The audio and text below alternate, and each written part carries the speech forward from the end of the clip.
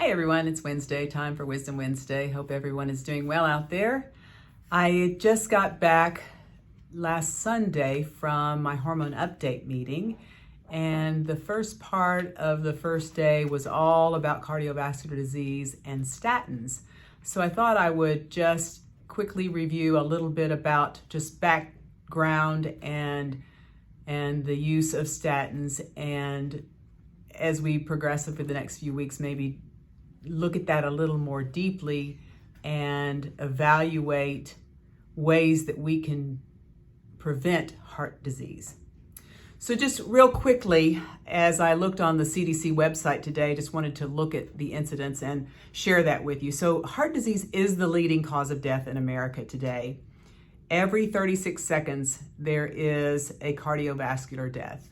One death every 36 seconds. 659,000 heart attacks every year in terms of death from heart disease.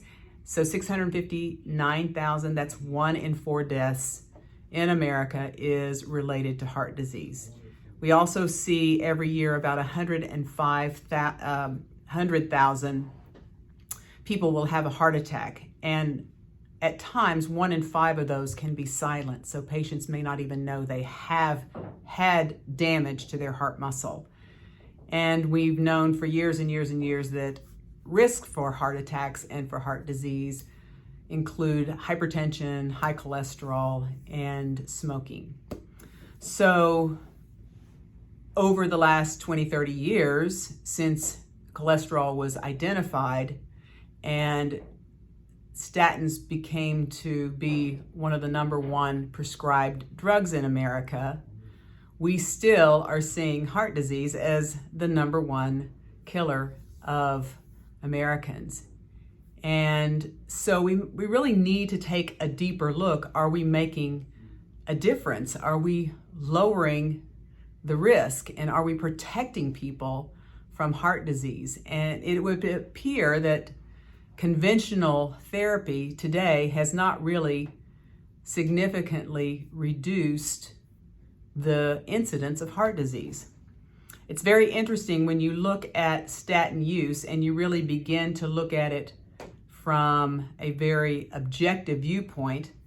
You see that in some studies where they've reported the number needed to treat, now that's NNT, number needed to treat to prevent an event.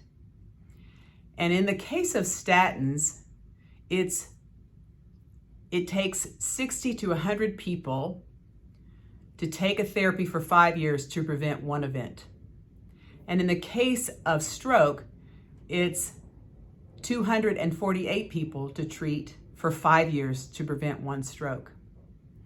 Now, as a general rule, number needed to treat is 5 or under. So we are way above that.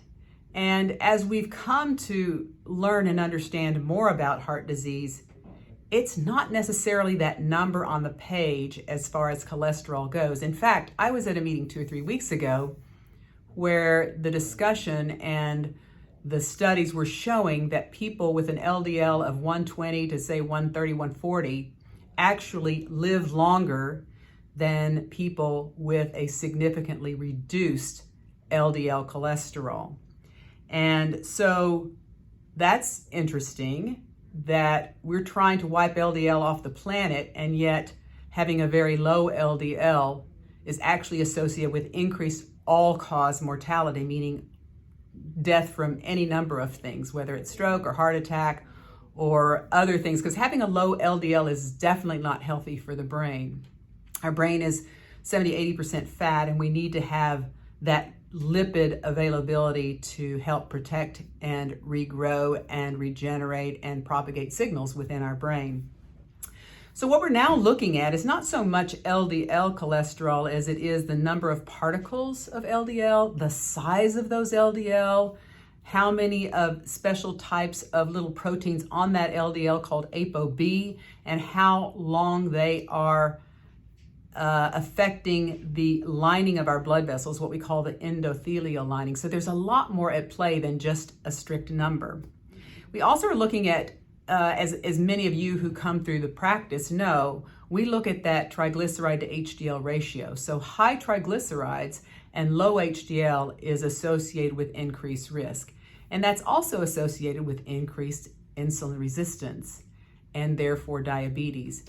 And what we're finding out is that the more people and the longer people are on statin medications, we see dysfunction of the area in the pancreas where insulin is released.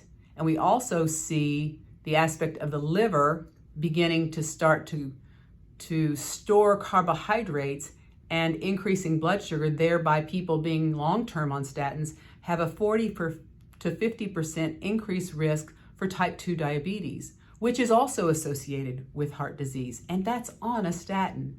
So I think we have to be really careful. There definitely are subsets of people who need to be on statins, but using statins just to lower a number does not seem to be working as far as the disease process.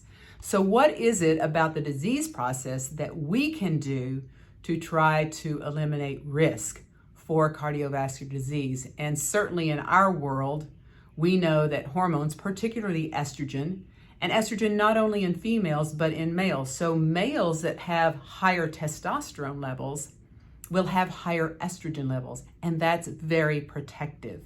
And in fact, in many instances, there are reasons to actually give men testosterone and estrogen to try to help lower the risk for cardiovascular disease. And we are seeing some really good benefits there. And I'd like to visit more about those as we move forward. But just know that it all again is coming and circling around back to insulin resistance and the risk of diabetes and how statin use can increase that risk, which is not necessarily protective. And we know too with type 2 diabetics, we put type 2 diabetics on statins, which then can dysregulate their sugar function and their pancreas as far as production of insulin.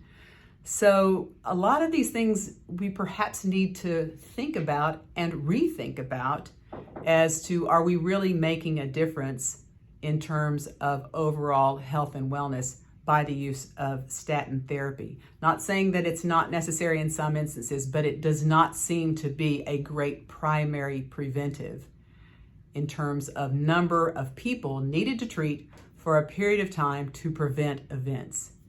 And I think that you will agree that 60 to 100 people needed to treat for 5 years to prevent one event is not a great approach to trying to prevent a disease process. So we'll visit more a little bit about this in the coming weeks, and just wanted to share some of the early information that we are gathering and literature that we're seeing in terms of real science of how perhaps we need to start relooking and rethinking how we want to try to reduce the incidence and protect ourselves against heart disease. Hope you all have a great week and look forward to continuing to explore this with you as we move ahead. Take care.